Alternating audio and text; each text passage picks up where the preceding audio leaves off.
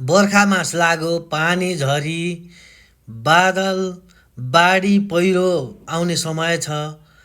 सरकार पोहोर परारको जस्तो चाहिँ नगर्नु, अहिले तयारी एकदम राम्रो गर्नु। जुनसुकै ठाउँमा जेसुकै हुनसक्छ, जनतालाई एकदम राहत हुने गरी सरकारले काम गर्नु। जनतालाई सरकार छ है, केही नभए पनि भन्ने महसुस गराउनु।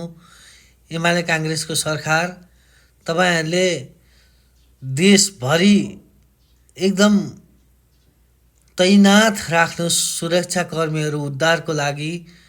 केही कथङ्काल भइपरि आइहाल्यो भने तुरुन्त उद्धार होस्। सकेसम्म हाम्रो देशमा बाढी पहिरो नजाओस्, कुनै धनजनको क्षति नहोस्, मान्छेहरू दुखी हुन नपरोस्। सरकारले तत्काल जनतालाई सेवा पुर्याउनुहोस्, जनताले महसुस गर्न सकुन् हाम्रो देशमा पनि सरकार रहेछ भनेर।